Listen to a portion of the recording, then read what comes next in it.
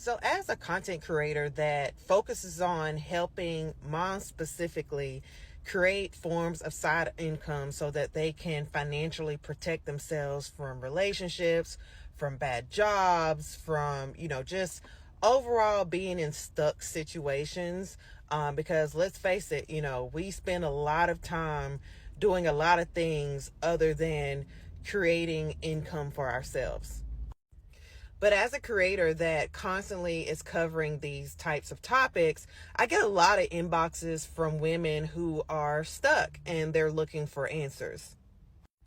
I recently received an inbox from a young lady that is going through some things. She's trying to break the cycle from, being at home and kind of being unappreciated.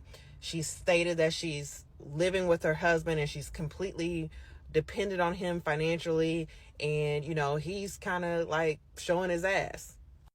She wants to know what can she do to get out of this cycle. Where there's a lot of things that you're going to have to do, but the first thing that I found when I was in those situations is that I had to do two things. Number one, I had to get really good at protecting my peace. And then number two, I had to start rearranging the things that I spent my energy on. Okay, let me explain. So the first one, protecting your peace. What you have to realize is that some people that mean you no good, whether they're narcissistic or whether they're just trying to control you, they're going to try to control you via your emotions. Okay, so they're going to start arguments. They're going to accuse you of being unfaithful.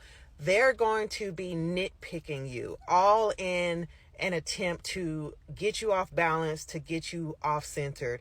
And what you're going to have to do is you're going to have to tune those people out. And I know this is going to be easier said than done, especially when you're living with that said person, because their attitude will literally just cloud the entire energy of the whole house. But you're going to have to try, okay? This is not going to be easy. I get it. But protecting your peace is going to help you on the next part, which is making sure that you're investing your energy wisely. Starting side hustles, being creative, thinking of ways that you can bring in more income is going to take a lot of energy. All right. And if your energy is being used and being just spread so thin over things that are not aligned with what you are trying to do, what your goals are right now, it's going to be very, very, very hard to climb up out of that hole. You're going to have to call your energy back, okay? One thing I did was I woke up every morning when I was in this position and I literally said out loud, I call my energy back to myself.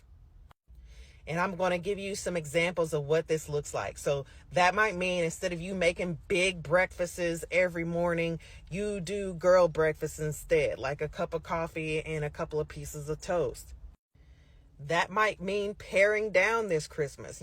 Stop worrying about what other people are going to think of you if you don't have a perfectly decorated tree, if, you don't have wrapped presents. Like, start pulling your energy for some of these things that are literally bottomless pits and start reserving it for yourself and your goals so that you can get to where you need to be. Stop picking up after everyone. Okay, that's a lot of energy wasted. Just walking behind people and cleaning up their messes all day. That's time, that same time that you're using in service of other people, you got to learn how to turn that off and invest it in yourself.